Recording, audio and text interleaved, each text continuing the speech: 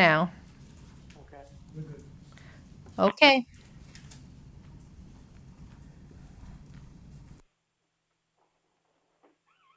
Chair, you may begin. Okay. I do not have a gavel, but I'll just go knock, knock. Who's there? Improvise. Improvise. I call this regularly scheduled meeting of the Real Estate Appraiser Commission to order. We're meeting, at this time, I'll ask that you identify what location you're from for the roll call vote, starting with those in the room in Nashville, and then proceeding from east to west. Norman Hall, Brentwood, Tennessee. Tim Walton, Collierville, Tennessee. Gary Standifer, Franklin, Tennessee. Eric Collinsworth, Arrington, Tennessee.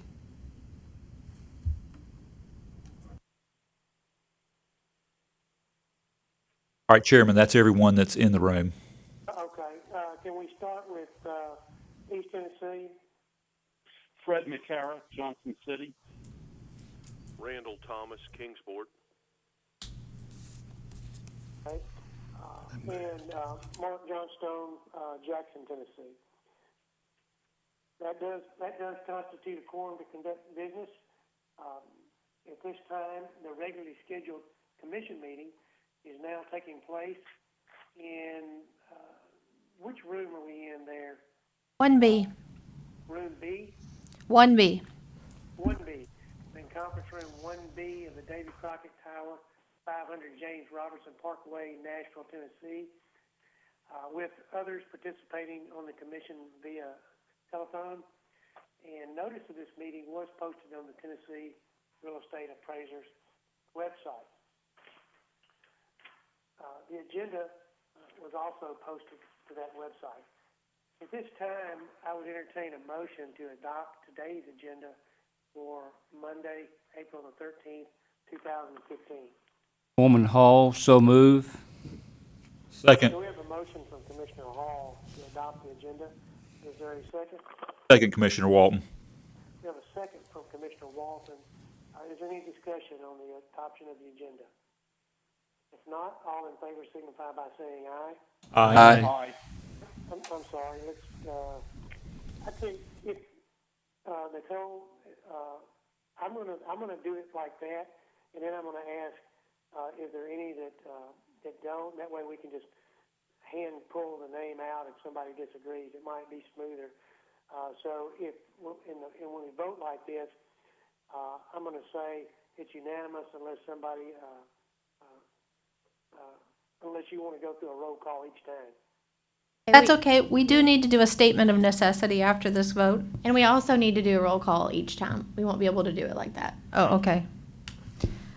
I just need one second to read the statement of necessity into the record because we are having a teleconference. So Okay, let's go back and if we can't do a voice vote, then we need to probably roll call. Right. Minutes, not the minutes, but just the adopting of the agenda. yes. So, Dr. McKenna, yes or no? Aye. Aye. Commissioner Thomas? Aye. Commissioner Hall? Aye. Commissioner Standifer? Aye. Commissioner Collinsworth? Aye. Commissioner Walton? Aye. Johnstone is aye as well. That's a unanimous adoption of the agenda. Ms. Baird, you are recognized to read the statement of necessity. Thank you. The Tennessee Real Estate Appraiser Commission is holding a regularly scheduled meeting with several board members participating via telephone on Monday, April 13th, 2015, beginning at 10 a.m. Central Time. Physical presence by a quorum of the commissioners is not practicable, and participation by a quorum of the commissioners by electronic or other means of communication is necessary. Thank you. Okay, thank you for that, Ms. Baird. At this time, we have on the approval of the March Commission minutes. Do we have a motion for approval of those March 2015 TREAC minutes? Oh, this is Commissioner Hall, so move. I'm motion from Commissioner Hall for approval of the March 2015 minutes. Is there a second? Thomas, second. Commissioner Thomas has seconded the minutes. Is there any discussion in reference to the March minutes? If not, we'll have a roll call vote for the approval of minutes. Dr. McCara, Aye. Commissioner Thomas, Aye. Commissioner Hall, Aye. Commissioner Staniford, Aye. Commissioner Collinsworth, Aye. Commissioner Walton, Aye. and John Stone votes aye as well. That's a unanimous approval of the March 2015 minutes.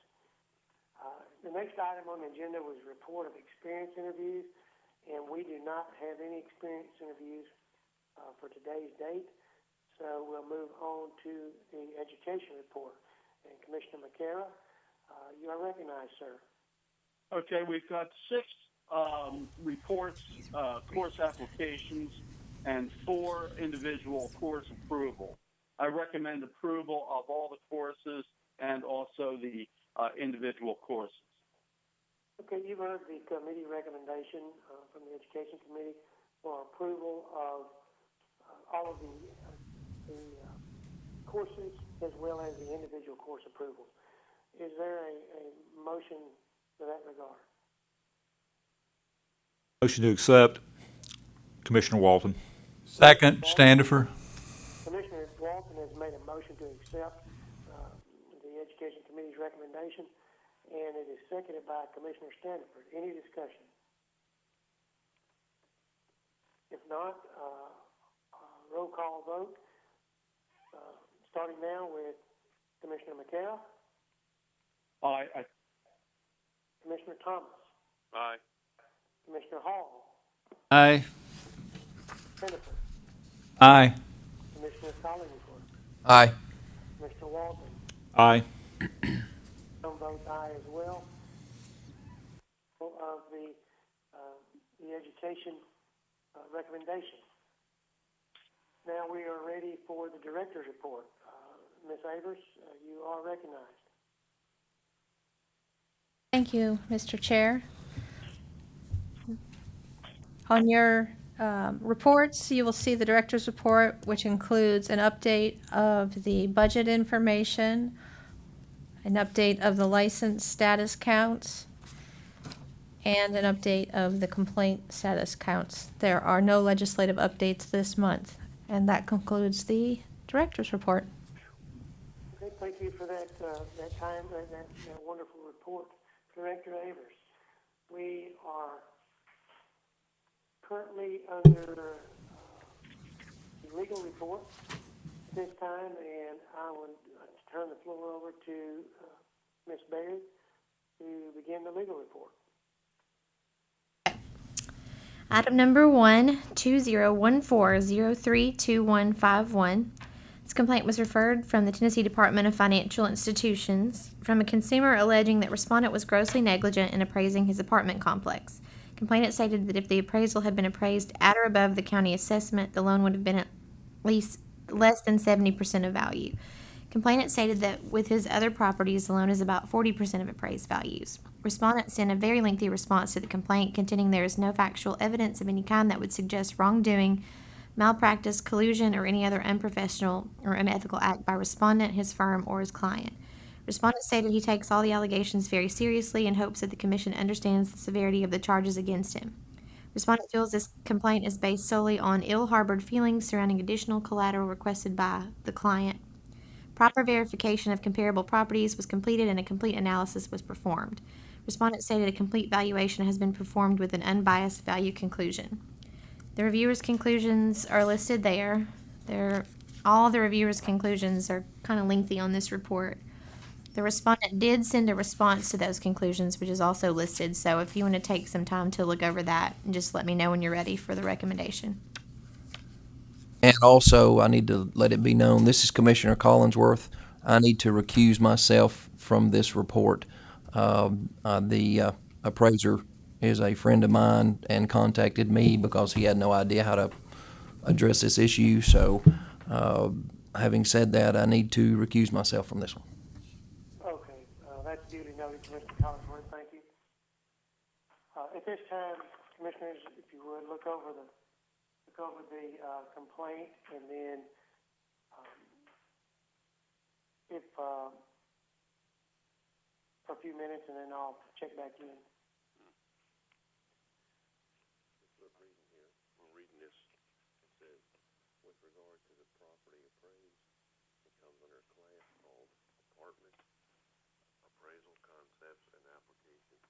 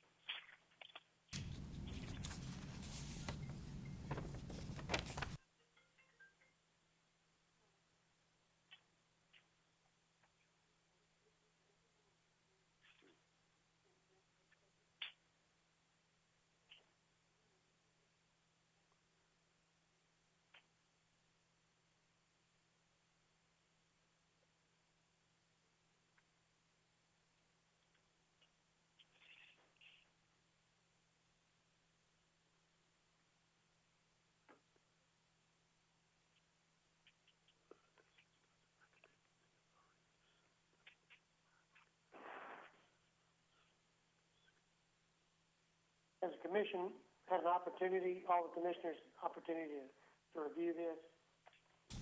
Yes. Yes.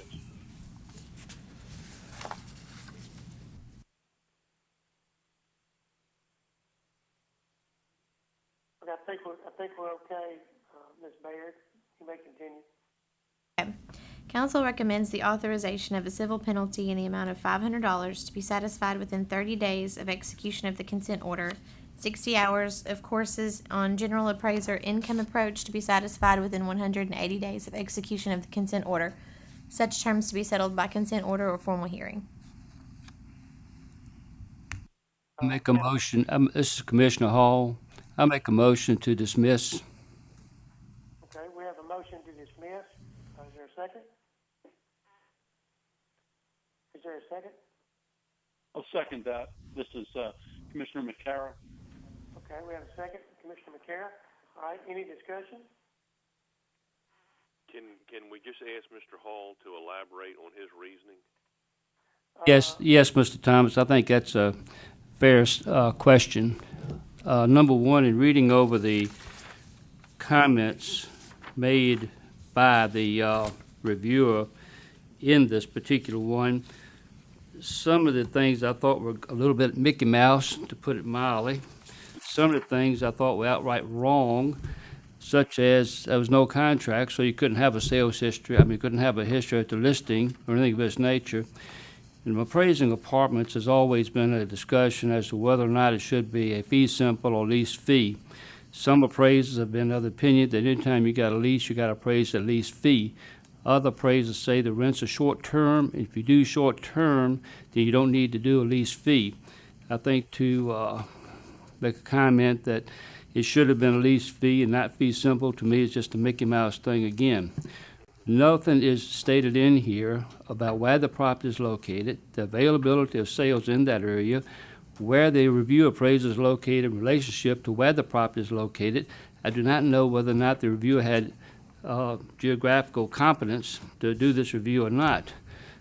Time and location aspect of the sales comparison, comparable should be described and analyzed. Well, once again, if all the sales took place from a reasonable time and in the same market, to me, I don't know, I just feel that the whole review process on this fell through the cracks some way or another, and that was not really reflective of inadequacy on the part of the appraiser.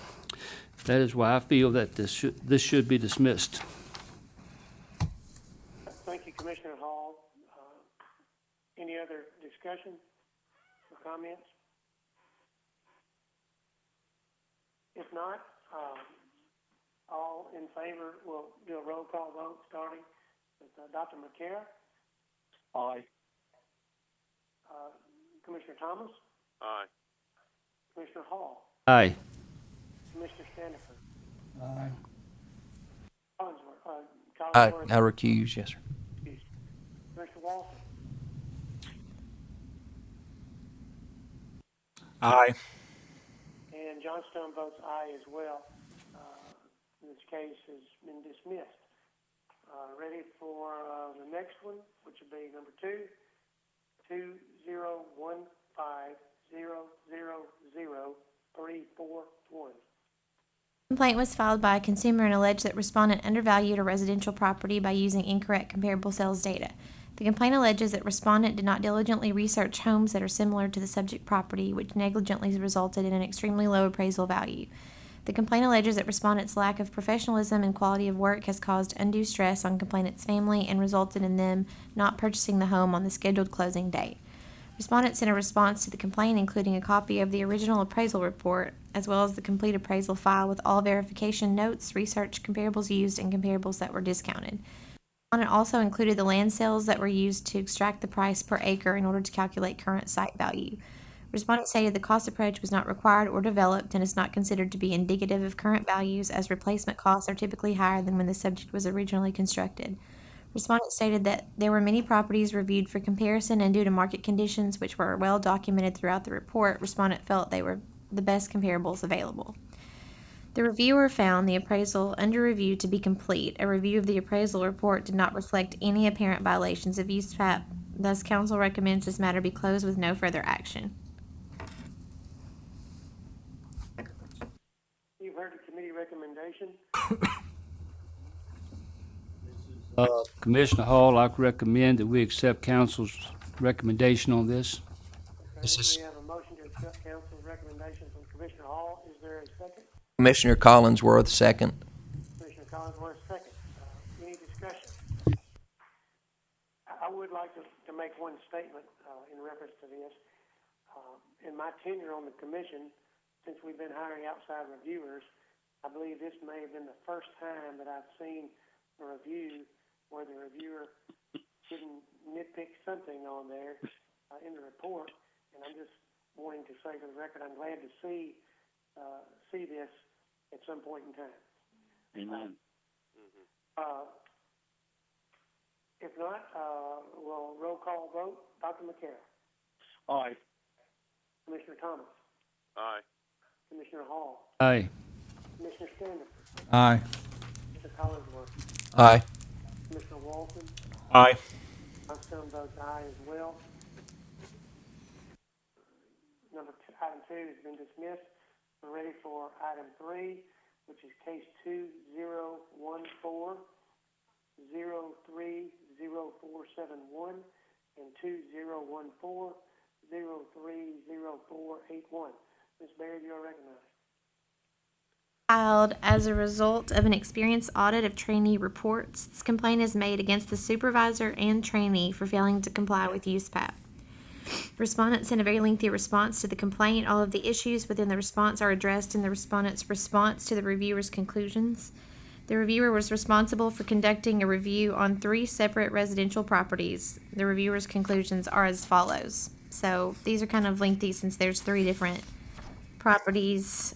So take some time to look at that. And then the respondent sent just one response to all 3 properties.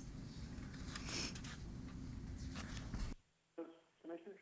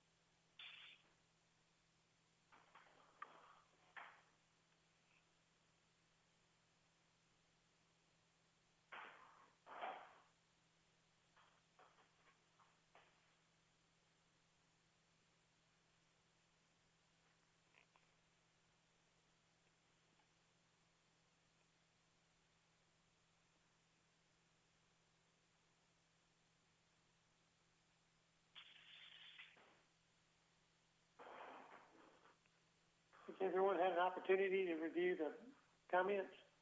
Yes. Anyone need any additional time? Ms. Baird, you're recognized. The reviewer found the appraisal lacks a summary of the analysis and reconciliation. A more detailed explanation of support for adjustments and analysis of the data would mitigate contention and provide a better support of the value opinion. All of the reports failed to properly summarize the contribution of the assistance of the trainee. As such, council recommends the authorization of a civil penalty in the amount of $500 to be satisfied within 30 days of execution of the consent order for the supervisor, and both the supervisor and trainee be required by consent order to attend a 7-hour supervisor trainee course and a 15-hour residential report writing and case studies course to be satisfied within 180 days of execution of the order. Such terms to be settled by consent order or formal hearing. Okay, you've heard council's recommendation. Any discussion? I make a motion that we accept. This is Commissioner Walton. Commissioner Walton makes a motion to accept. Is there a second? Thomas, second. Commissioner Thomas, has a second. Any discussion? Yes, this is Commissioner Hall. I'm just kind of curious, was this filed by our executive secretary? I opened the complaint.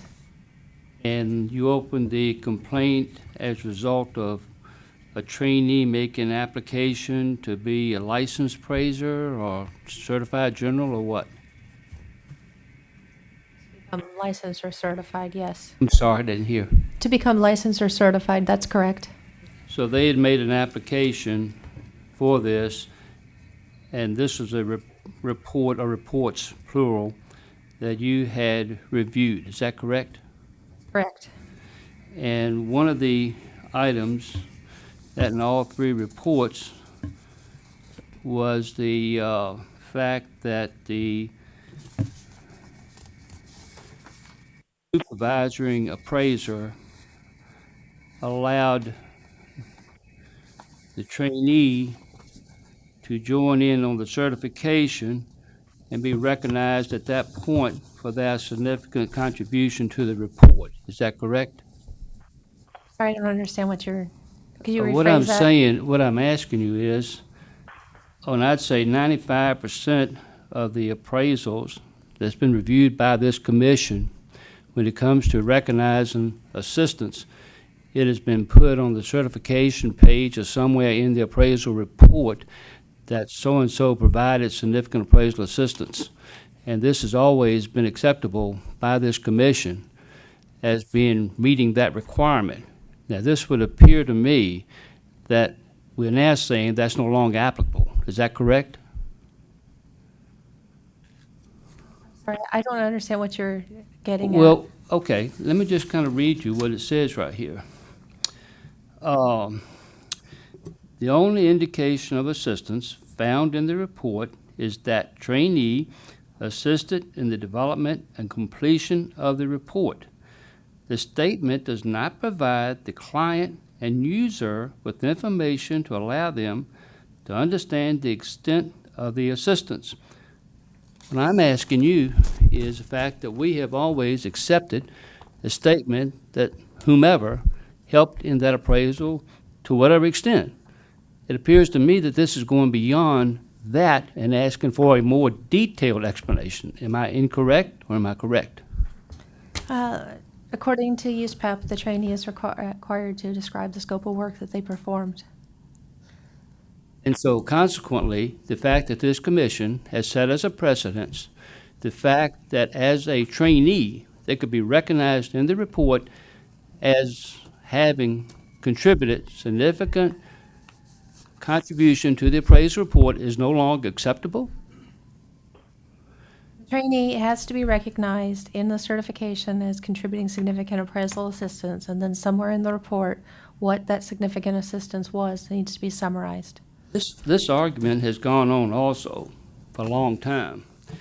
And the general consensus of this commission over the years has been you do not have to specify the fact that that trainee pulled the tape on the exterior, took the interior pictures, measured the house, or anything of that nature. It's been the simple fact they had to be recognized, which it appears that this person has done. They have recognized it. So I'm trying to figure out when the change occurred and why did it occur, because in the past, we've had this come up, especially when you've had cases that might wind up in court. Could be a legal nightmare, quagmire for appraisers. And it's always been felt that this was answered, this meaning, as long as that person was recognized. In fact, I have asked before, when I was doing review appraisals, about this very thing, and I've been told as long as they're recognized in the report, then that is sufficient. I do not believe that's a violation of USPAP when you recognize somebody for what they have done in the report, especially in light of the legal ramifications that might occur. I don't understand why you're so cross with me, Mr. Hall. I'm just saying what it says in USPAP, which is to summarize. I think I'm not cross with you, Nicole. I'm just cross with interpretation that's being given of that particular segment. And I think I'm just finding in here various things that I see. No adjustment is an adjustment. Be That glad must be supported by market. to use- I don't understand that. I can only give you a copy of where it says that in USPAP, what it says. I don't know what to tell you other than the USPAP defines the minimum requirement and requires that they summarize the scope of work. It doesn't require that you specifically say, I ran the tape around the exterior, but just as you are required as the appraiser in charge to summarize the scope of your work, the trainee is required also to summarize their scope of work if they don't sign the report saying, I agreed to the scope of work stated above. On that, I'll ask you the next one. No adjustment is an adjustment that must be supported by the market. How do you support no adjustment? I am not the reviewer on this case. What's the reviewer? I don't think that's probably appropriate. So for you me to- filed the complaint, I and filed then the you sent it complaint. out to a reviewer, correct? The reports did not comply with USPAP, so I had the report, I filed the complaint and had them reviewed by another independent party. They were egregiously not compliant with USPAP. And The supervisor and the trainee were called in, well, we're told that their reports were not satisfactory for upgrading the license, and that they would be reviewed by someone other than me. They have been, and now the commission can decide what can be done about it. And that's what this is for, so that you guys can decide what should be done about it. And also, we don't, since it was a separate reviewer and not Nicole who did these reviews, I mean, if there are certain things in the reviewer's conclusions that's fine. We can do away with those. You don't. Vote them out, vote those specific things out. well, I'd like to. This is Commissioner Walton. I'd like to weigh in on this too. You're recognized, The- Mr. Walton. The omission of adjustments impacts the value. So in essence, that is an adjustment to a degree. And there's been many reports where, especially lately, I'll be forced to use comparables with varying lot sizes. Let's say I'm doing something with acreage. And if I see that the market doesn't recognize any additional utility for that additional acreage, then I don't make an adjustment, but it's an obvious thing that should be addressed in the report. I'm going to make a statement summarizing that. And I think that is what the reviewer is referring to as that type scenario. That's my assumption. Something that an appraisal normally would adjust for but hasn't should be addressed. Well, thank you, Commissioner Walton. I think another thing that may be jumping out in here, and this was just something that I had noticed, that of all of the complaints that we've got in this month's packet, I think, I may have miscounted, but I think at least 3 of them were initiated from the director's office. And I'm trying to think back of how many. Obviously, sometimes when you get trainees' reports, there's a problem. And as I was reading through one of these, not this particular one, the supervisor had past issues as well. But I'm just wondering, it seemed as if there was a large volume, more so than normal, that were due to trainees trying to get licensing. So I don't know, that was something that kind of red flagged me, is why there were so many of these trainees that were applying for licenses all of a sudden being turned in. When in the past, you may have one every now and then, but not 3 in 1 month. That was just something that I noticed. This is Commissioner Walton. I think that would be directly attributed to just the volume of trainee reviews that were done recently in recent months, coming up on that deadline at the end of 2014. And naturally, and you may have had more people that were out there, kind of iffy on turning their things in, and there may have been just cause for them being a little iffy about turning them in. And some of that's probably just come to light. Again, just my assumption. Yeah, and that's possible. I mean, I just don't know what the total number of reviews were as it related to previous months and throughout the year to see if that volume was exponentially high, and that premise holds true. I don't know the answer to that, but that's a good thought. And again, too, I think that Ms. Avers, as a licensed appraiser in the past, and USPAP instructor, that kind of thing, I mean, it's just like me as a paramedic when I'm working out in the field.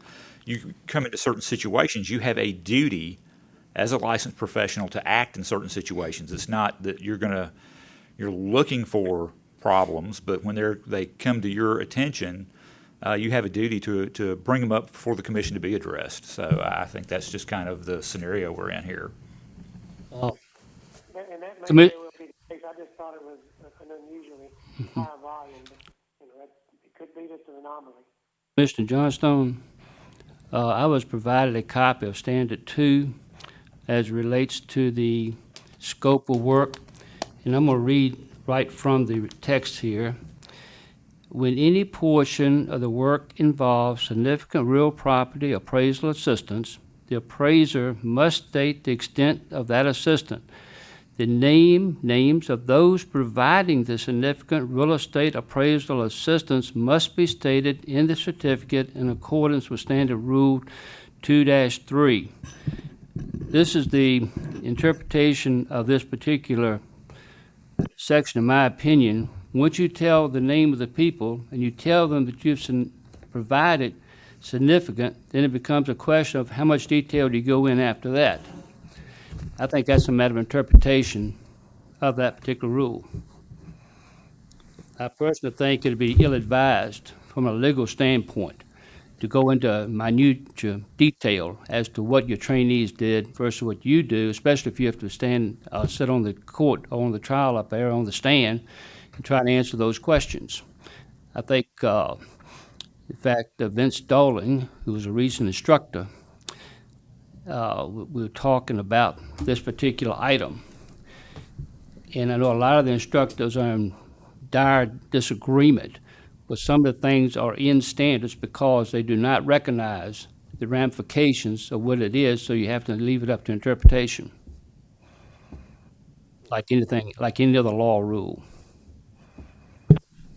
Thank you, Commissioner Hall. Any other discussion?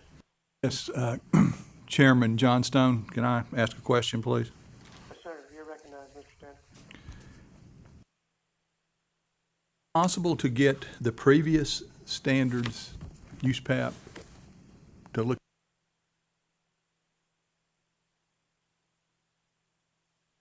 You there? Hello? Hello? We're here. Can you hear us? That section of USPAP has not changed in many, many, many years, as many years as I can remember back. Excuse me, the allergies are starting to get to me. And this is Commissioner Walton, and I will say, I mean, in my opinion, and this is just my opinion, I think it is germane to know what the trainee has been doing in the reports, and otherwise they could just be signing things and they're not taking responsibility for their work. The sponsoring appraiser is not taking responsibility for training the individual if we're not identifying what they're learning as they're doing these reports and what kind of experience they're having. What's the point of having an experience log and experience interviews if we don't identify what they're doing? Can I ask you a question? This is Fred McCarroll from Johnson City. Yes, you recognize Dr. McCarroll? I wanted to ask Nicole, what sorts of information do you usually look for in a report that has a trainee? How is that assistance typically indicated? Which type of analysis they performed, whether or not they inspected the property, that kind of information is generally included in a scope of work statement. Whether they collected the data, what type of, what part of the analysis and ultimate conclusions were contributed by that trainee. Did the supervising appraiser act in a review capacity, or were they co-appraising, or were they the principal on the assignment? And the trainee was really just kind of a standby observer. That's really the question. Some of the trainees that I interviewed had been trainees for 15 years, and they couldn't tell me what the scope of work was, even on their appraisal work assignment. They couldn't tell me if they did the cost approach, couldn't tell me if they performed the sales comparison approach. They had no scope of work no scope of work in their appraisals at all. And that's a problem. If they just have one generic statement on their appraisal assignment and none of it refers to them and what they did, it just says John Doe. Thank you, Ms. Avers. Ms. Avers, this is Commissioner Johnstone. Had a question, and I didn't see it in the details of the report. I'm just making this assumption because I don't know the answer. Did the trainee sign the report, or did they just get significant professional assistance attributed to them in the report? Well, in a residential assignment, if they sign the report, they're accepting the pre-printed scope of work statement, because most residential appraisers use the Fannie Mae forms, which already has a scope of work statement printed on it. So there already is a scope of work statement. But if you don't sign it, then you don't have a scope of work statement to agree to. Yep, but this one says that it was signed in one place, but then somewhere else stated no one provided. So I don't understand. Either did they sign it or did they not sign it? Yeah, I'm not talking anything specifics. These were Mr. Hall's concerns, generically, and I was just addressing his concern. No, I'm reading the reviewer's conclusion here. I'm sorry. Let me be more specific. The last bullet point under property 1 on page 7 says the signed certification page is confusing and misleading because it is confusing to state in one place that no one provided assistance, and then later indicate that someone, parentheses, the trainee did. Okay, in addition, when someone provides significant assistance, the appraiser must summarize extended assistance. That's what Mr. Hall was alluding to. But my question was, I think in this specific example, they included more than one certification. so they did, so they were intent. I mean, from the way it was, like I haven't seen the report, so I'm not sure what the answer is. I mean, did they sign it as an appraiser, as two appraisers appraising it, or did the supervisory appraiser just assign it as an appraiser, and then the other individual was just providing significant professional assistance and didn't have to sign it? Trainee did not sign this one. Excuse me? The trainee did not sign this one. The supervisor included more than one certification page. Okay, so the trainee didn't sign it and got quote and he had more than one certification page. One said he provided significant professional assistance and the other didn't. And Keeling has additional information from the review report on this one. I don't know if this is going to help or not, but I'm looking at the reviewer's report, and it says an additional certification page is added to the pre-printed appraisal report form and is identified as page 4 of the appraisal report. In the certification section of this page, the appraiser states, unless otherwise indicated, no one provided significant real property appraisal assistance to the person signing the certification. In the comments section of this same page, the appraiser indicates respondent, a registered trainee with the state of Tennessee, has assisted in the development and completion of this report. That's what the reviewer is stating he thinks is confusing and misleading. But I think I heard in your first statement, it said unless otherwise indicated in this report, and then down later, it was otherwise indicated. How is that confusing? Adam, I mean, The first one was it a boilerplate form statement? I don't know if I have that. Yeah, it appears to be. Okay, and then it says unless otherwise indicated in this report, and then later on, the appraiser otherwise indicates that somebody else provided significant assistance. So it's not really that if you're using a form that says no one did unless I said they didn't later, and then by the way, I said they didn't later. In this one, I can follow that logic. It's not perfect, but I understand. Mr. Chairman? Yes, sir. Mr. Chairman, this is Commissioner McCarrick. Can I ask a question? Yes, sir. I think what I understood when I asked Ms. Avers the question about what is typically required, she told me that there needed to be a lot more detail about exactly what the trainee did. And I hear what you're saying, that, that the statement about unless otherwise indicated, but it's still missing exactly what the trainee did. Am I correct? That's correct. Yes, in Thank you. response to that statement, I'm talking about the certification right now. I'm not talking about the scope of work issue. And the scope of work issue, I can read that on line 732 through 725 on page U23 of USPAP, and I'm reading it right here. I think there's some discrepancy there among the commissioners as to what the extent of that has to be. And that's one point, and I think that's what Commissioner Hall was alluding to. What I'm alluding to has nothing to do with that. It is strictly dealing with the certification portion, which doesn't require you to go into any detail. Thank you. I understand, unless otherwise noted, no one provided assistance.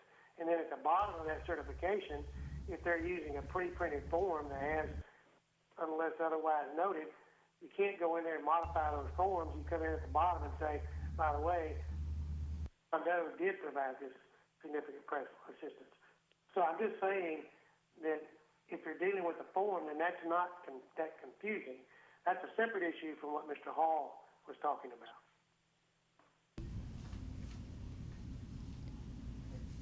Commissioner Hall again. I'd like to, number one, let our executive director know that my comments are not against her personally. It's not against her position or anything of that nature. It's strictly according to what the reviewer did, and she was not the reviewer, so these comments cannot be directed at her. Is that fair?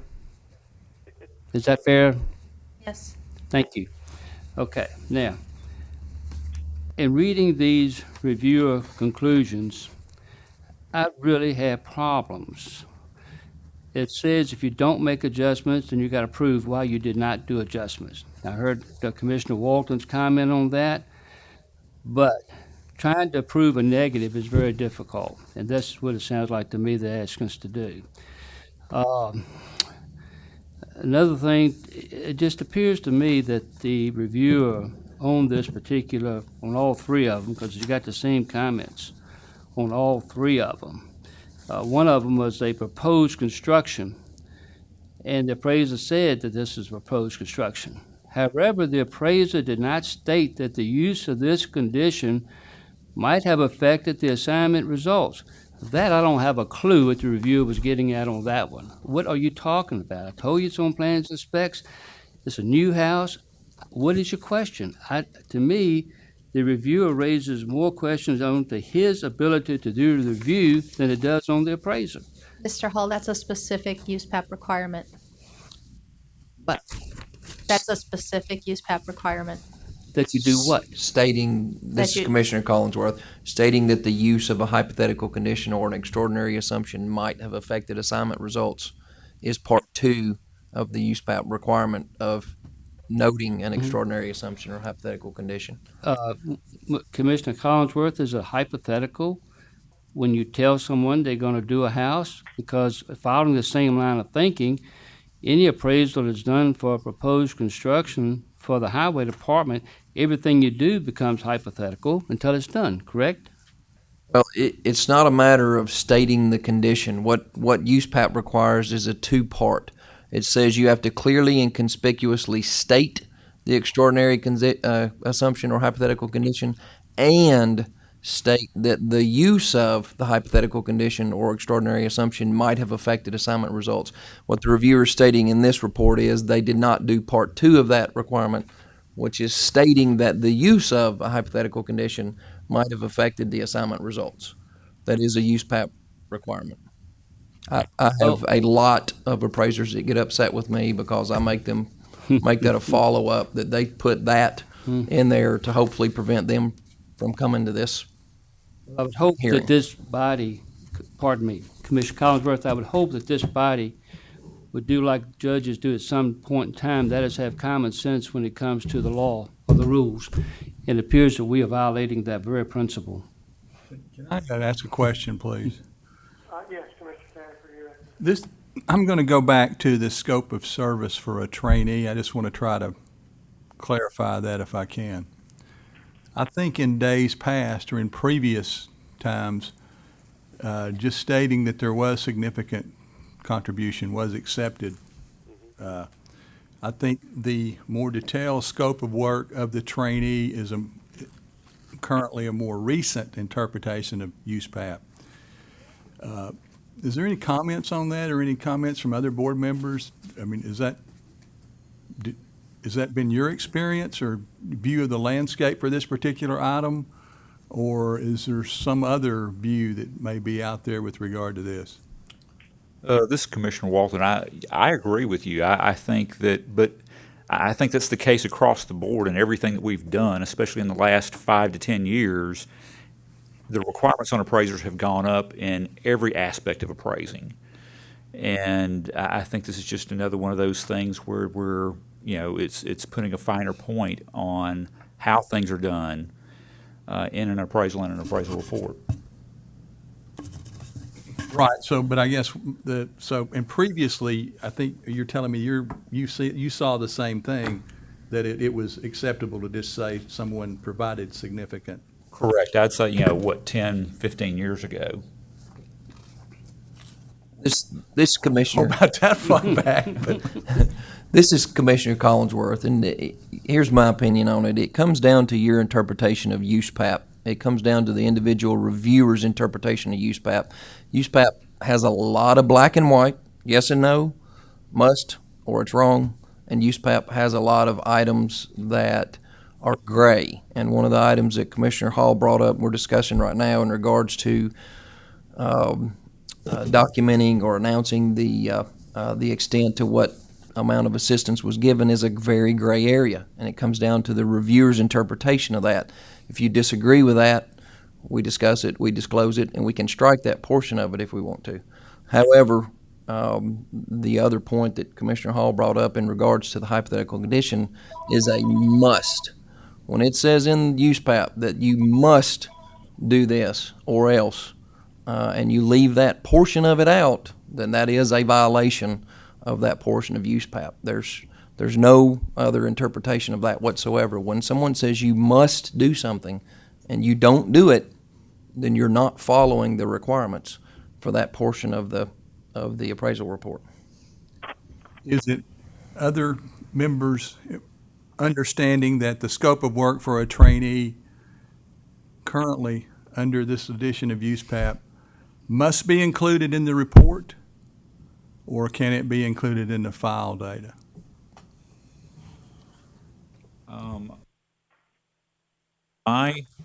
This is Commissioner Walton. It's my understanding it's supposed to be in the report because it's important to the reader to know who developed this opinion of value. Are they reading a report that was principally written and developed by a trainee with some level of supervision from the licensed appraiser? What are they paying for? What's the product they're getting? And I think that's important to be in the report. All of the things that we've been discussing have been reporting standards. Trainee, disclosure of the extent of service, the disclosure of that highest and best use. That's all reporting. So that would all have to be in the appraisal report. And this is Commissioner Collinsworth. I want to make one last comment. Then I had one question for Nicole. The last point of the respondents' comments is the one that is brought to my attention when they say steps are being taken to present the information in greater detail and comments to sufficiently explain what methods and techniques are being used. Tells me that the respondent accepts the fact that their report was lacking in detail enough to provide a sufficient support for the value or the conclusions or opinions given. So that tells me that going forward, they're going to make changes, so they're accepting responsibility from that standpoint. That is why I feel like there should be some sort of a discipline. Now, we're about to vote, I guess, as to whether or not we agree with what's been proposed. But my question to Nicole is, I noticed on here that the registered trainee's license expired on December 31st of 2014. Do we know, or can we know whether or not they have reapplied, or don't know? They Okay. have a grace period to choose to renew. That's still up to the trainee. They haven't indicated whether they want to.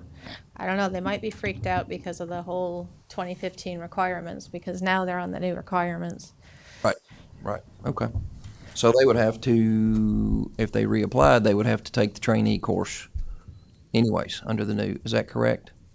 No, not Since it expired, necessarily. as long as they're within that grace period, then they would still be. They could still Okay. renew, but they would have to have a college degree. How long is the grace period? 6 months. I didn't hear that. 6 months. 6 months, okay. Sorry, the phone's a little crackly. That's all right.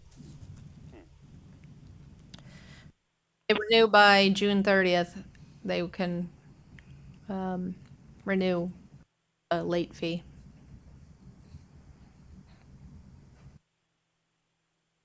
Okay, any more discussion? Yes, this is Commissioner Hall. In reading over the recommendation which has been proposed for the, right now it calls for $500 civil penalty, and then for both the supervisor and trainee required to consent orders to attend a 7-hour supervisor trainee course and a 15 residential report writing and case studies. It would appear to me, based on what I've been hearing, is the fact that this sounds more like a use PAPS violation than it does anything else. And I'm not too sure what the $500 or what the trainee course and residential report writing is going to do, because it appears that the complaints are, number one, you didn't fill out your certification adequately, and you didn't make you got to support no adjustments, got to prove a negative. That's always fun. And then, what was the third one? Oh yeah, but it's a hypothetical when you're appraising a proposed construction. I'm sorry, folks. To me, we've lost common sense in this thing, and USPAP over here is a great example of it. But be that as it may, I disagree with the proposal, and I'd recommend we defeat this and recommend a USPAP course, because that seems to be where the problems are. Are you saying just a USPAP course only? Only. I think we've got to vote first. We've got to vote first on what's it, but I out there. just want Right. to give y'all my reasoning for voting against this proposal. As a point of order, we would have to vote this down to take up this other recommendation, unless the commissioner that made the motion for the recommendation withdrew that motion, then the floor will be back open again. And I don't recall who, do we have to note which commissioner? made Mr. the Walton made the motion, Mr. Thomas made the second. motion? Okay, so it's Commissioner Walton. I have one last question, Chairman. Yes, sir. Was the principal and the trainee ever called in? Were they ever like consulted about this, or there's been no communication since the complaint? They were given an opportunity to respond to the complaint and to the reviewer's conclusions. I have not had an informal conference with them since then, no. So the extent of their response is in the legal report. Thank you. Correct.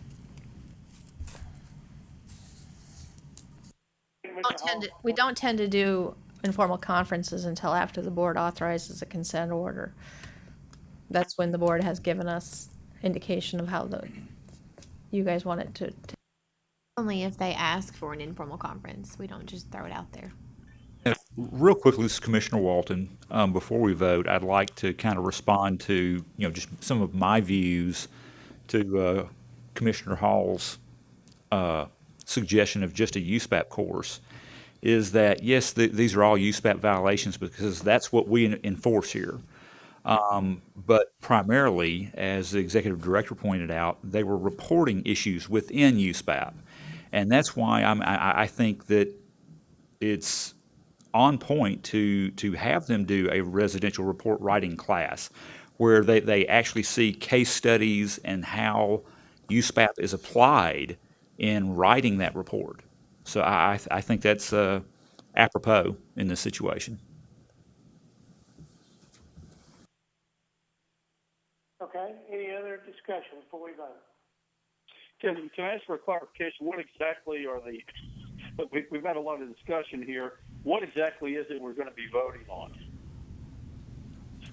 What is the motion? I believe the motion was to accept council's recommendation. Okay.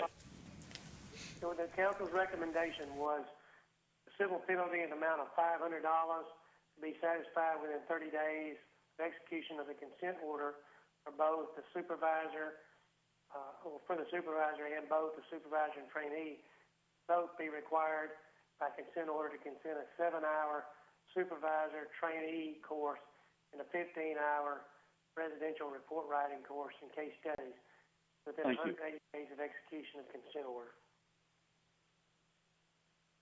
Thank you. That was council's recommendation and Mr. Walton's motion. Everybody clear on what we're voting for? Yes. Okay. Any other discussion before we vote? If not, we'll start with Dr. McCara. This is way beyond my area of expertise. I'm going to abstain. Okay. Mr. Thomas? I vote no. Commissioner Hall? No. Commissioner Staniford? No. Farnsworth? No. Commissioner Walton? Yes. Stone votes no as well. We have 1, 2, 3, 4, 5, 6 no's, 1 yes. The motion fails. So the floor is still open in reference to this case number. This is Commissioner Collinsworth, and I would recommend that we require the supervisor and the trainee to attend the 7-hour supervisor trainee course and the 15-hour residential report writing case studies, and basically just remove the $500 fee. I'm not 100% sure why that was added to it in the first place, but other than that, the 7-hour supervisor trainee course and the 15-hour residential report writing case studies. And again, in support of what Commissioner Walton said previously, the reason that I'm saying they need to take that is because even though these were USPAP-related errors, it also came about to the amount of information that was provided in the reports that the respondent actually even said. We're going to start, making better effort in our reports. So I feel that those two are necessary. They've heard the motion. Is there a second? Second. Who That's was- I Commissioner did not- Walton. Okay, we have a second from Commissioner Walton. Any discussion? Yes. It would appear that there is the USPAP issue here. I mean, I don't want to, I don't want there to be too much required education, but it would look to me like that the severity is really with the USPAP. And the reason that I didn't mention the USPAP is because they're required to take a 7-hour USPAP every 2 years anyways. So, I don't know what else we would want to do and other than that. I thought the supervisor trainee course might actually touch on some of the USPAP requirements pretty heavily. And it might focus it more towards the supervisor trainee aspect of USPAP. Just focusing in on those That key relationship and those yeah. requirements for each party.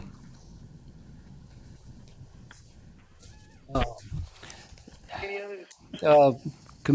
Chairman, Yes, sir. You're up. Commissioner Hall, I noticed that the supervisor has been doing this since 1991, which was about the time the licensings came into being, and that back in the year 2000, what is that, 15 years ago, they had something dismissed. And I can't help but believe that with this person being aware of these items within the standards that defies common sense, that they would be aware of these items and be more attuned to them. I'm not too sure somebody's been doing it that long is really going to understand the problems by taking one of these courses, especially when we look at what the items are that the complaints really address. I appreciate the comments made by Executive Director, because I probably misinterpreted what she was saying, which would not be unusual. But anyway, she indicated that the 7-hour supervisor trainee course would touch on USPAP also, which it might be that would be the way to go. Maybe say, okay, both you folks go back and take this 7-hour supervisor trainee course, since this is kind of brand new, just required for 2015, and that way they have the most current course available to make sure that they are aware of all these little things that's going on. But that's just my comments. Okay. Any other discussion? Not, we will vote again on the new recommendation, which is basically the same as the other recommendation, except it removes the monetary penalty. Starting with Dr. McCara, Aye. Commissioner Thomas, Aye. Commissioner Hall, No.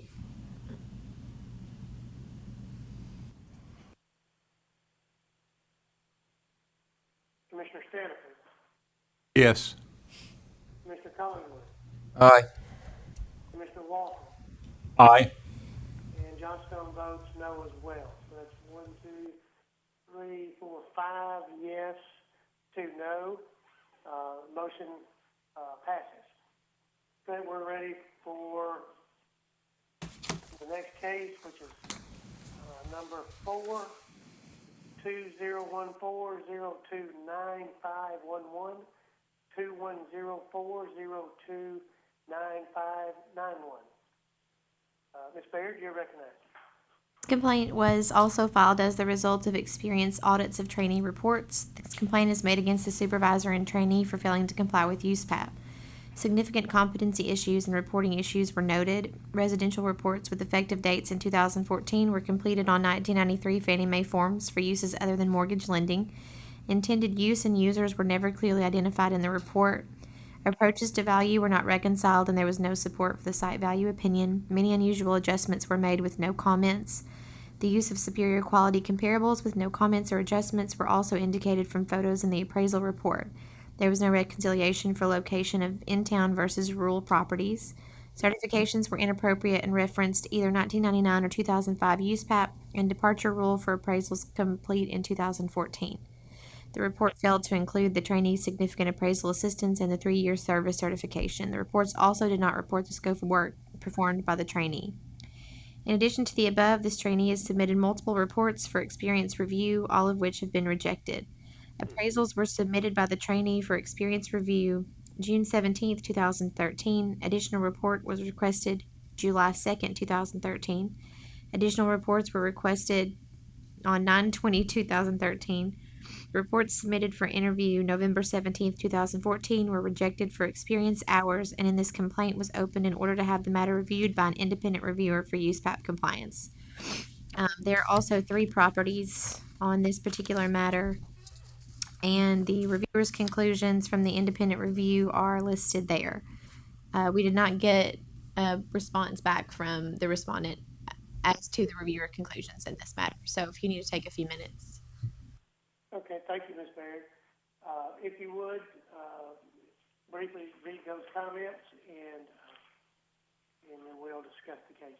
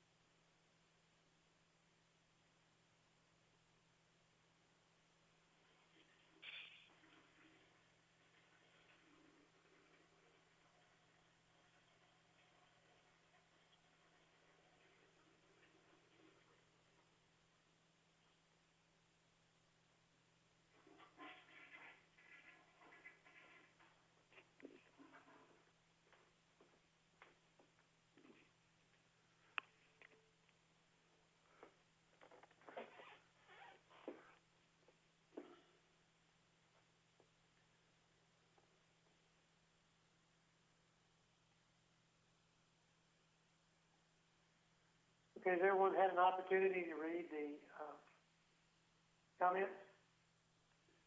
Yes. Okay, Ms. Baird, you're recognized. The reviewer found the appraisals consistently failed to summarize methods and techniques applied. All of the reports failed to properly summarize the contribution of the assistance of the trainee. The supervisor has been disciplined twice before for significant violations of competency, development, and reporting standards. As such, council recommends the authorization of a consent order for the suspension of the supervisor's credential for a period of 30 days, and both the supervisor and trainee be required by consent order to attend a 7-hour supervisor trainee course and a 15-hour residential report writing and case studies course to be satisfied within 180 days of execution of the order. Such terms to be settled by consent order or formal hearing. You've heard council's recommendation. Any discussion or motion to accept? I have a question, please. Sir, you're recognized.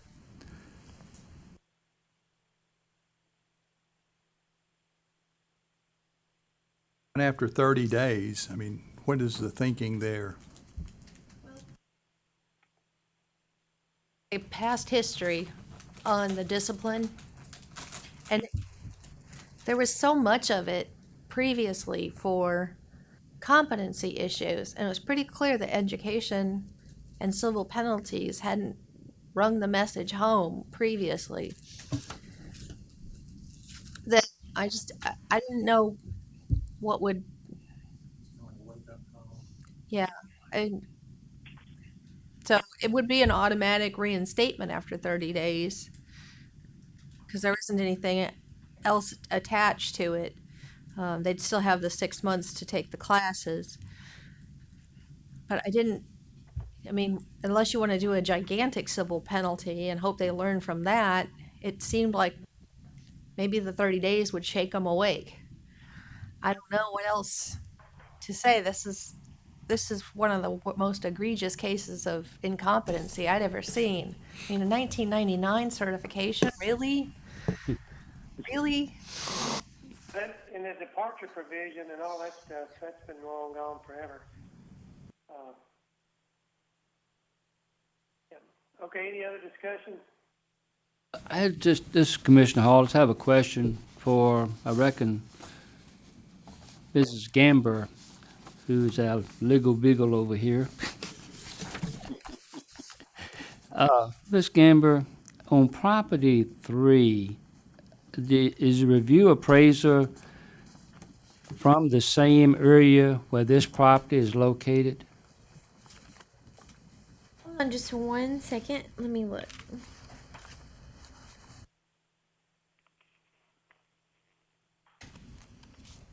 I have a lot of papers. Hold on 1 second.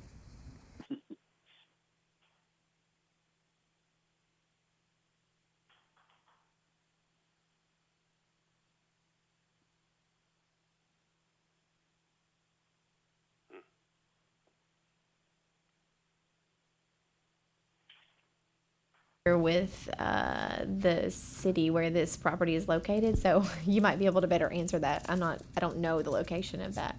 They're assigned by closest territory, but yes, they're assigned by, the reviewers are assigned by closest area. Now, we don't try to keep the reviewer away that in the past, but we decided that actual geographic competency was a helpful, so we do assign the reviewer closest now. Well, the only reason I asked that question, once again, I have seen appraisals where people have done exactly what evidently this person did, i.e. the whole county is the neighborhood. In fact, I've seen some people do that for Davidson County. And anybody who lives in Davidson County knows that's a little stretchy there. But some of these counties are so small, that might be right. I don't know. That's the reason I'm wondering about that particular comment on this particular property. I mean, are we talking about a county like Knox County or Memphis, or are we talking about some little town like Only, Tennessee, or maybe it's something like that, or some small rural area? I just don't know.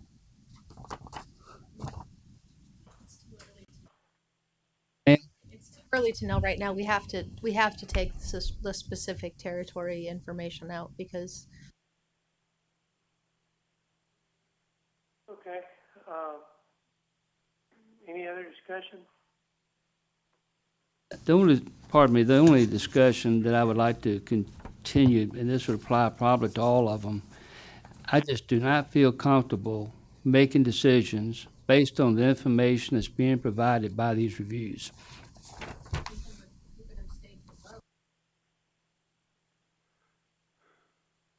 Okay, thank you for that. Any other discussion? A comment, please. Yeah, yes, sir. Paul, this question is for you. Would it be helpful if you had the actual review, if the names were blacked out or not indicated from the review appraiser?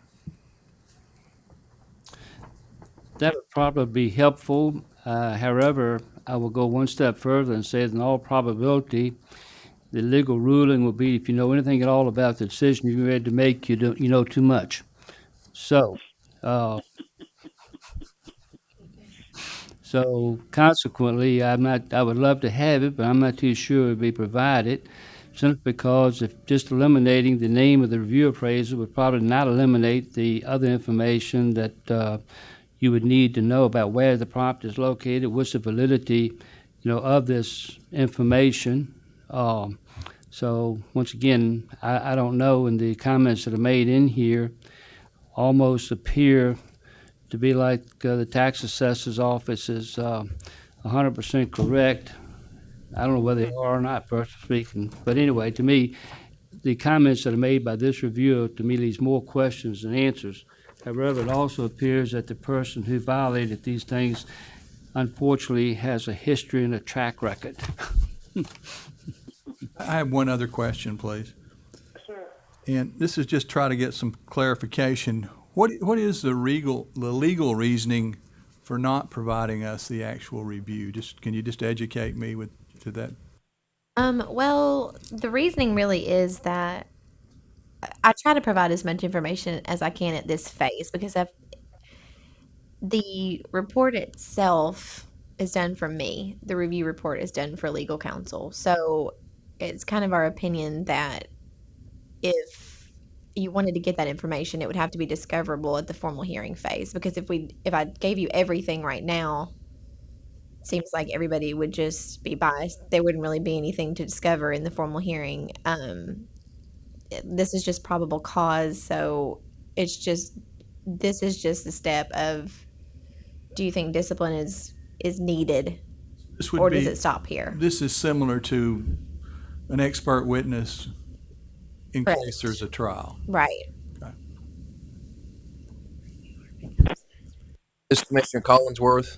I would like to make a motion that we accept council's recommendation for this item. Okay, we have a motion to accept council's recommendation from Commissioner Collinsworth. Is there a second? Second, Commissioner Walton. Second, Commissioner Walton. Okay, any further discussion? If not, we'll roll call vote. Dr. McCara, Aye. Commissioner Thomas, Yes. Commissioner Hall, Aye.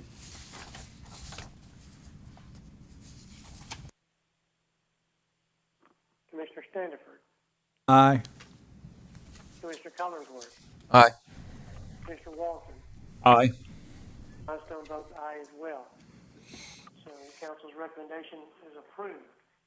All right, we are ready for number 5, which is item 214-03-0681 and 214-03-0691. Ms. Gamber, you are recognized. This complaint was also filed as a result of experience audits of trainee reports. This complaint is made against the supervisor and the trainee for failing to comply with USPAP and reports selected for experience audit of a trainee under supervision. And the reviewer's conclusions are listed there.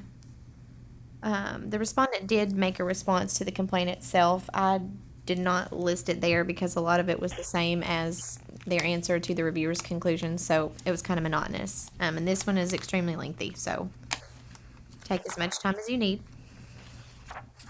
Thank you. If everyone please look over this.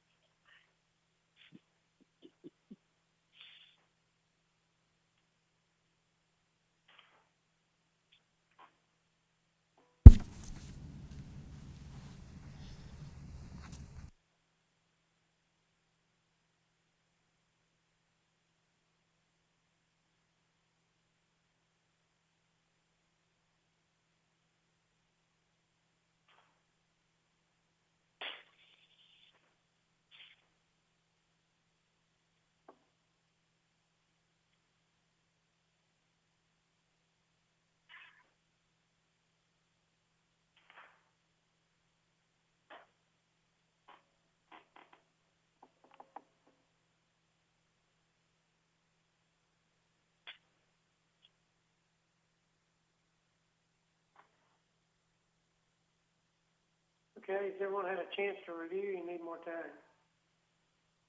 Ready.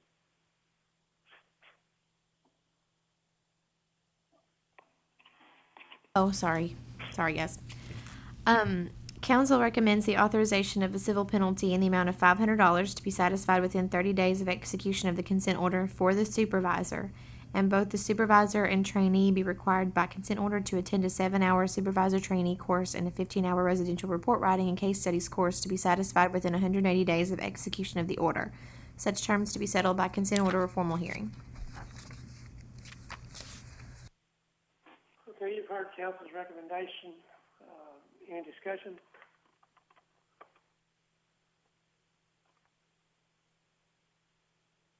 Chairman, Commissioner Hall, I have read over the response by the supervisor. And notice once again, we're going back to 1991 when they have zero discipline history. Their responses, I think, pointed out some of the problems with the reviewer. The reviewer pointed out some of the problems with the writers of the report. We almost have a balance here between the two of them. We don't know who's right, we don't know who's wrong, but we do have an individual who's been doing this now since 1991. On my calculator, I can't add and subtract anymore, but anyway, about that time. And it appeared to me there's not enough here to justify the $500 penalty, and also to attend these courses here. I'm not too sure that would be what purpose it would serve. I thought the replies by the writers of the report indicating some of the differences were well reasoned, well thought out, and it appears they seem to know what they're doing. I realize that there's not been an informal hearing on this, but I would not be surprised if this commission votes to accept the recommendation that there will be an informal hearing on this, and then in all probability we're going to be informed that there was more information available than what we had access to originally, which is not surprising. If I got any information, it's more than we have right now. But anyway, I would not be in favor of the recommendation as presented, but I will leave it up to my fellow commissioners to also review this and make whatever recommendation they deem adequate. Closing up.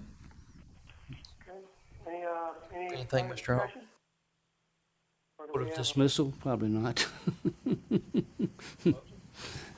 I make a proposal, we dismiss this. We have a motion to dismiss by Commissioner Hall. Is there a second? No. I'll second. Second McCara. by, was that Dr. McCara? Oh, sorry, that was Commissioner McCara seconding Mr. Hall's motion. Okay, we have a motion to dismiss Commissioner Hall, seconded by Dr. McCara. Any discussion? Can I, this is Commissioner Thomas, can I ask, basically, I guess I want to ask Eric a question. How much in reality, because it's new and I'm very unfamiliar with it, how much in reality is a trainee getting out of that new trainee, out of that supervisory course? Probably asking the wrong person. You may be wanting to ask Dr. McCara. Okay. Because I'll be honest with you, Commissioner Thomas, I haven't taken it or seen it or even talked to anyone who has taken it yet. Okay. I really was under the impression, maybe falsely, that it was basically for the supervisor and not necessarily geared toward the trainee. Dr. McCara, will you comment on that? I assume that the course, the courses that I've seen are pretty well laid out. And, who actually takes them, I don't know who actually takes those courses. But I presume that anyone who is either a supervisor or a trainee can take the course, but they're generally continuing education, not qualifying education. Okay. It is required for every trainee that applies to take that course. So it is geared for both the trainee and the supervisor. You can't become a trainee without taking that. Also required Excuse me, Mr. Yeah. The supervisor is required to take it too. Okay, but it's still, is that, are you telling me that that is qualified, that's a QE course?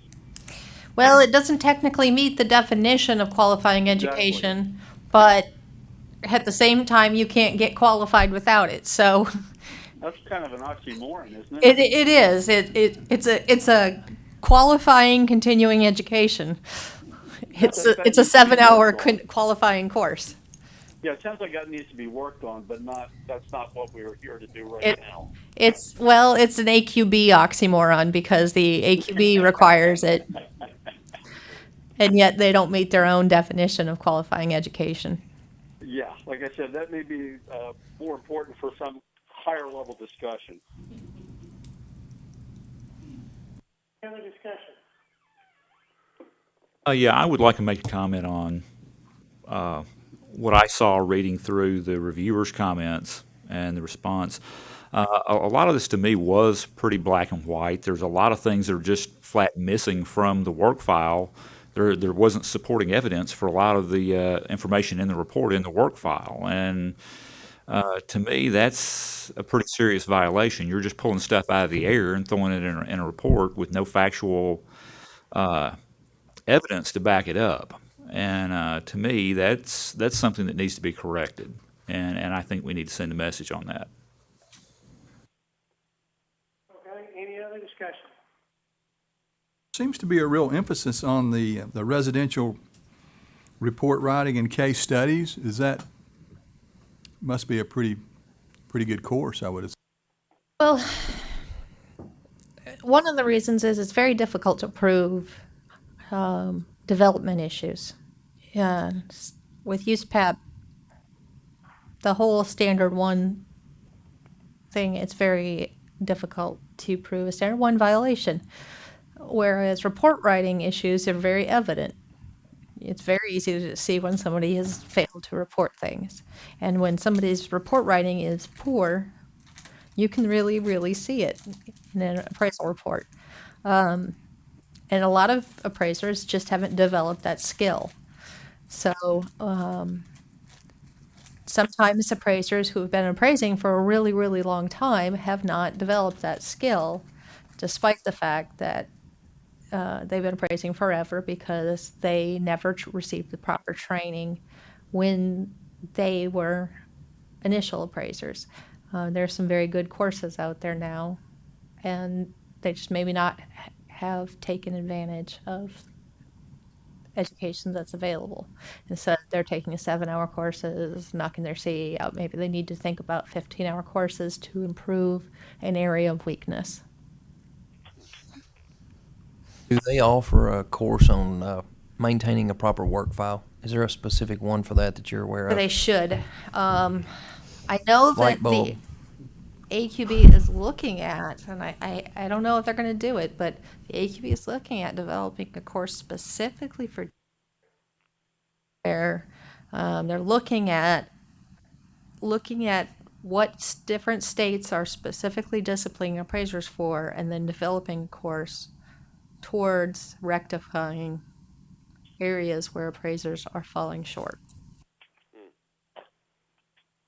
I don't know what's going to come of that, but they've sent out multiple surveys saying, what do you need? What kind of education are appraisers lacking? And record keeping is one of those areas. Okay, any other discussion? If not, we'll start with Dr. McCara. Well, would you, would you repeat what the motion is? Because again, it's going around a little bit here. Motion was to dismiss by Mr. Okay. Hall, seconded That by was Dr. my McCara. understanding. I just wanted to make sure that's what we were talking about. I vote aye.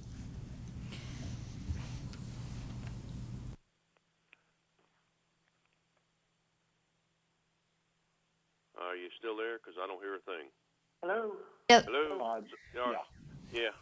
Yes. This is Thomas, yes. Mr. Hall? Yes. Hannaford? No. Mr. Collinsworth? No. Mr. Walton? No. Johnstone votes aye. 4 yes, 3 no. Motion to dismiss passes. we are ready for number 6, 2014-032-521. Amber, you're recognized. This complaint was filed by a consumer and alleged that respondent undervalued a residential property by using inappropriate comparable sales data, reporting the incorrect GLA, reporting incorrect bedroom bath count, and reporting the incorrect lot size. The complaint alleged that respondent is located 2.5 hours and over 125 miles away from the subject property, thus he is not as familiar with the market area as he should have been. Respondent sent a response to the complaint stating that the complainant does not understand the intended use assignment, nor the appraiser's role. The product ordered by the client is a residential evaluation report. The RER has restrictive use as identified within the scope of work and limiting conditions. The intended user of this report is limited solely to the client, the regional bank, identified on the first page of the attached BPO and engagement letter, with the intended use of assisting the client with their asset valuation process. All data within the RER was supplied to respondent by the client with the request for him to evaluate the RER and provide a reconciled value based off of the RER. Respondent stated he cannot change or manipulate any of the data within the RER, but only amend his reconciliation comment, which can be found in the addendum. Since respondent cannot change the data, the county was reported an error, but the client was aware of this due to software issues on their end. Respondent stated he has been an appraiser for 16 years and has never had a complaint filed against him. He feels that he met the assignment conditions as requested by the client and reported those results accordingly. Also, respondent stated that the complainant is not an intended user of the report. The reviewer's conclusions are listed there, as well as the respondent's response to those conclusions. So take a minute and then let me know when you're ready. If each commissioner, please take a moment to read over the comments.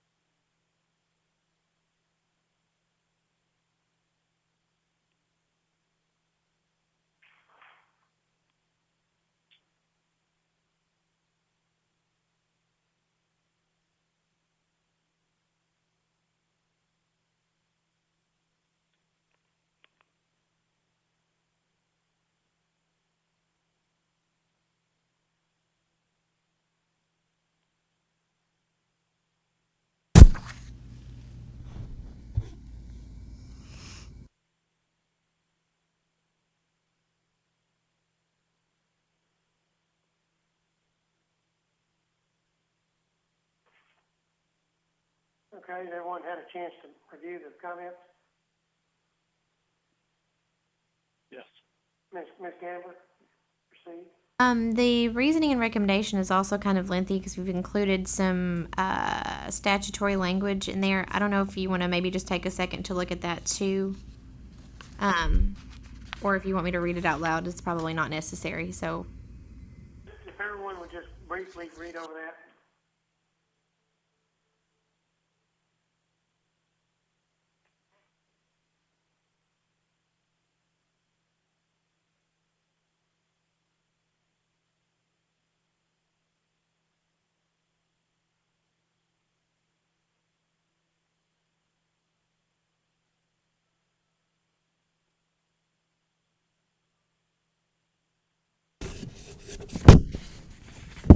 Had a chance to read that?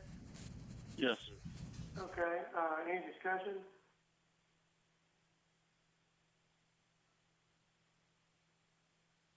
Council's recommendation was a $500 civil penalty and 15-hour youth out class.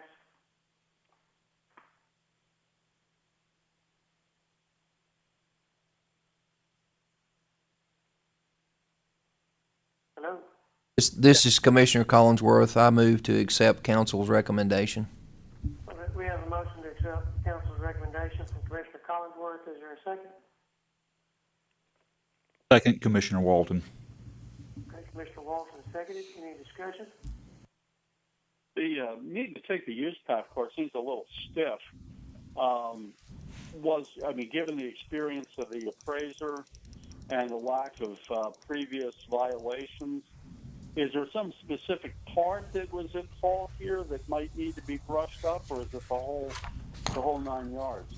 This is Commissioner Collinsworth. In general, it's pretty much an overall lack of understanding there. And the reasoning why I would agree with the USPAP course is because there's really not any courses out there that we could suggest on them to take for an evaluation to understand what's acceptable in that sense. So that's, really that's about the best alternative that I would see in this situation. Do an evaluation, he did a restricted appraisal report, and then he thought he was doing an evaluation. Right. Which So there's he really missed the mark. there's a lack of interpretation there on what was requested and what was performed. So, I would think that 15-hour use pipe would probably be about the best thing to do in that sense.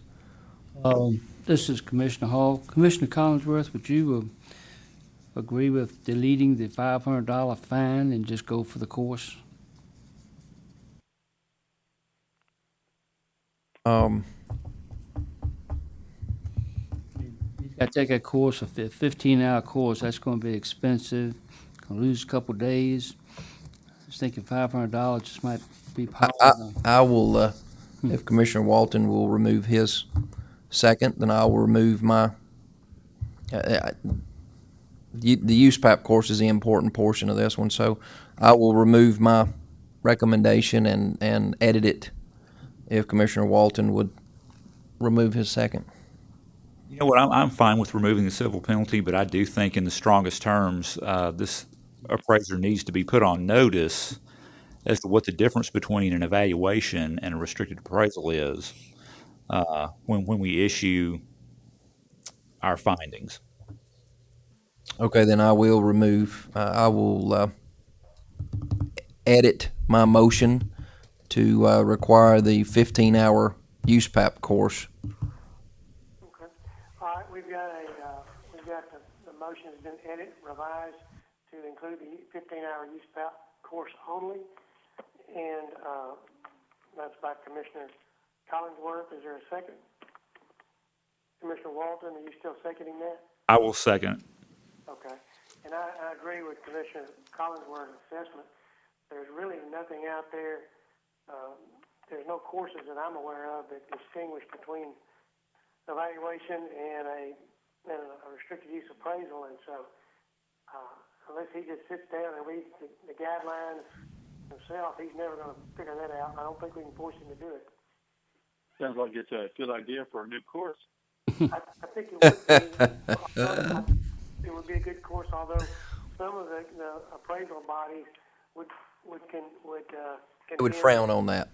They would frown on that because they don't agree with evaluations, period. So, yeah, it might be hard. You might get some takers, but anyway, I agree with Collinsworth on that. Any other discussion? If not, all in favor signify by saying aye.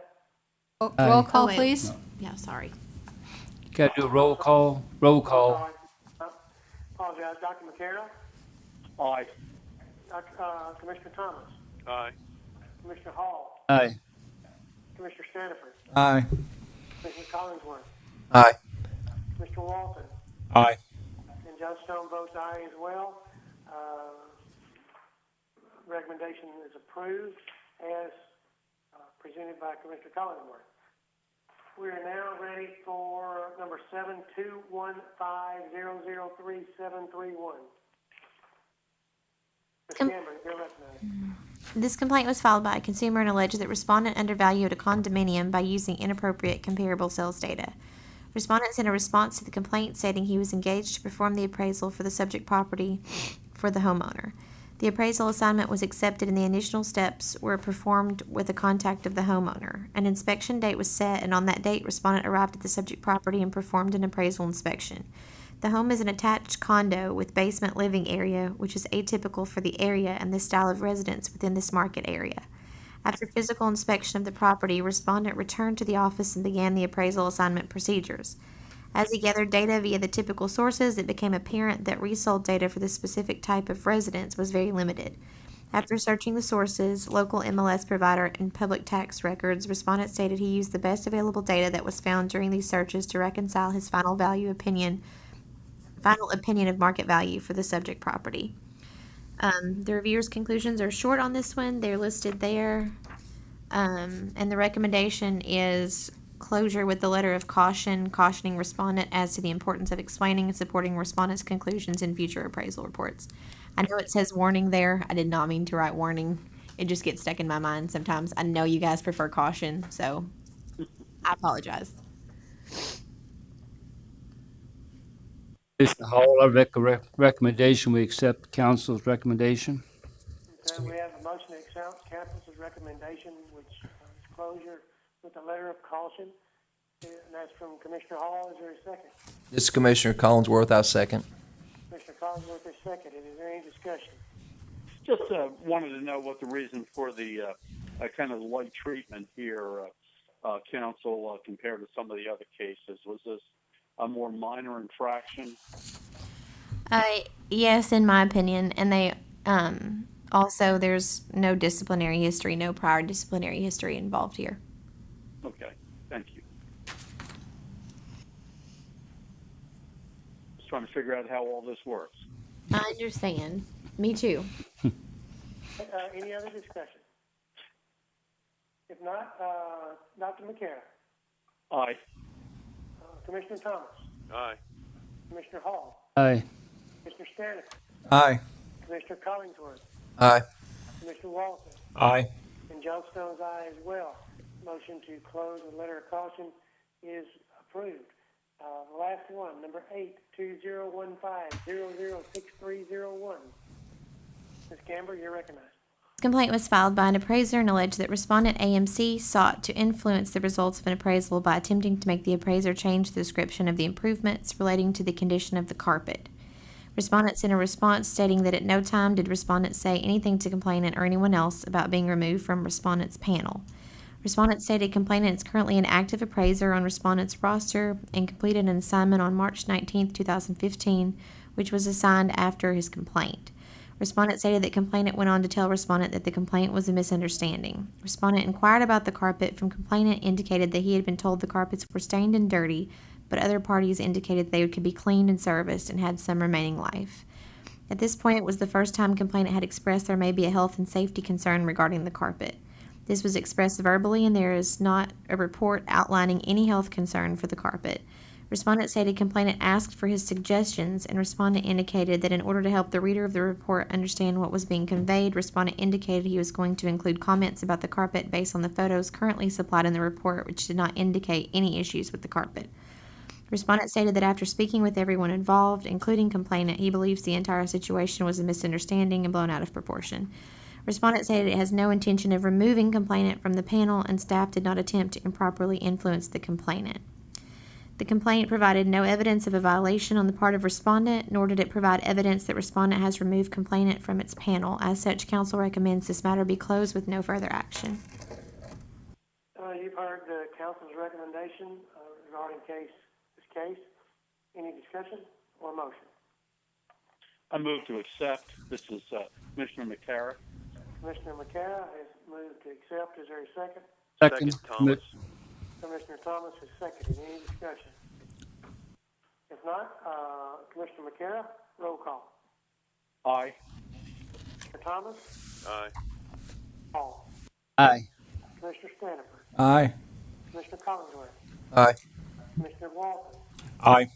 Commissioner Johnstone votes aye as well. Motion to close with no further action is approved. That's all the legal report I have, Ms. Gamber. Do you have anything else? Nope, it's your lucky day. That's all I have.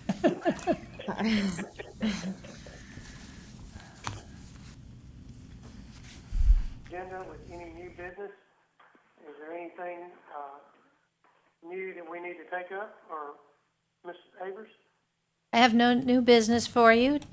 Just we'll see everyone at the Aero conference. If you have any questions, shoot me an email. Question, are we supposed to meet here that Friday morning? No, at the Hilton. We meet at the Hilton Friday morning at 9 o'clock. 9 o'clock? Okay, thank you. I do have one thing I would like to ask in regards to how today's assessment went in the legal report. And I think we've discussed this before, but exactly how and when are the reviewers chosen? And is there any point to which we would have any influence on accepting those reviewers, or is this just strictly a low bid, you got it, go get them type process? State contracts the reviewers. We can't really have the commission involved in that No involvement process. in it. Okay. It doesn't really work out because you guys serve as the jury, and the jury picking the experts. Right. It has that Right. impartial, Tainted type, yeah. you guys need to be completely separated from the jury, the jury from the witness. Sure. So consequently, if I understand it correctly, then based on what Commissioner Collinsworth asked, we cannot know who did the review appraisal, nor where the property was located, which tells us we have no clue as to the competency of the person who reviewed that property. We have, you can help us by communicating in your decisions what violations you see as issues. You can also tell us the minimum requirements that you want your reviewers to have, like do they need to be certified only, or do they need to be we've tried the whole they need to be USPAP instructors, but that just narrows the pool down too far. But we try to set the bar pretty high for our expert witnesses. We try to get the best of the best for our experts. We choose very well, but we also need a good pool of experts because we have to select from the entire state, and we want the experts to have geographic competency all over. Also, we need them to have competency for the assignment type. So if we get an assisted living facility, or we get a farm, or we get an apartment complex, we need the expert to have that competency in their wheelhouse. So, just having that diversity amongst our reviewers is not an easy issue for our legal team to engage.